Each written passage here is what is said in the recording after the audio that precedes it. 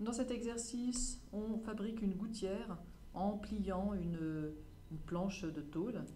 On vous dit que elle a une longueur de 300 cm et une largeur de 12 cm. Et puis on va replier sur chacun des côtés, on va replier x cm, ce qui fait qu'ici il nous restera 12 moins 2x, 12 auquel on a retranché x d'un côté et x de l'autre. Alors avec le dessin, vraiment c'est très facile d'obtenir une réponse à la première partie de la question, où il s'agit d'exprimer le volume de la gouttière en fonction de x. Le volume, il dépend effectivement de x et il est égal à longueur, 300, fois largeur, 12 moins 2x, fois hauteur, x. Pas plus compliqué que ça. Ensuite, on veut représenter ça graphiquement. Eh bien, on sait que pour représenter graphiquement une fonction, une des choses simples à faire, c'est de faire un tableau de valeurs. Alors, on va faire un tableau de valeurs. Ici, vu la disposition de ma page, je vais présenter ce tableau de valeurs verticalement, mais c'est évidemment égal. Donc, j'ai une colonne pour x, une colonne pour y, qui est égale ici au volume.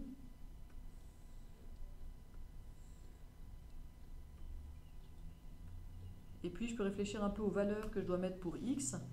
Alors, x, ça représente la hauteur ici de ma gouttière. Vu que je pars d'une tôle de 12 cm, ben, au maximum, je peux enlever 6 de chaque côté. Si j'enlève 6 de chaque côté, je me retrouve avec une gouttière avec un volume nul, puisque ici, j'ai plus rien en largeur. Donc, au maximum, mon x vaudra 6. Au minimum, il vaut 0. Où là aussi, ça n'a pas beaucoup de sens. Ça veut dire que je ne plie pas du tout.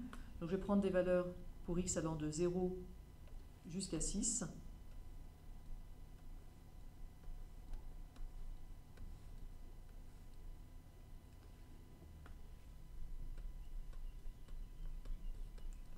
Et je vais calculer les volumes correspondants. Alors, le mieux pour vous, c'est d'entrer cette fonction avec la fonction table de votre calculatrice qui vous donnera directement un tableau de valeurs associé.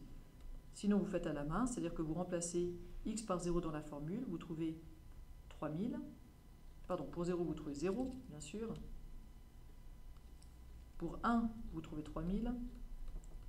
Pour 2, vous trouvez 4800. Pour 3, 5400. Pour 5, 3000. Pour 6, pour 4, 4800. Pour 5, 3000. Et pour 6, 0. On a déjà expliqué pourquoi, puisque ici, j'ai une de mes dimensions qui devient 0. Et je place tout ça dans un repère. Alors, mon repère, il faut que je fasse une graduation. Ici, j'ai les x. Ici, j'ai les volumes. Qui sera donc en centimètres cubes, si on veut préciser. X est en centimètres.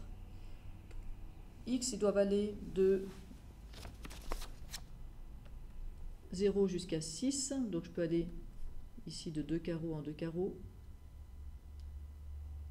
Alors, ce n'est pas très visible sur mon graphique. Voilà. Et puis, pour les Y, je dois aller au maximum jusqu'à 5400. Donc, je vais aller par exemple de 1000 en 1000.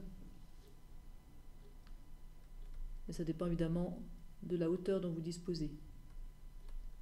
2000, 3000, 4000, 5000, 6000.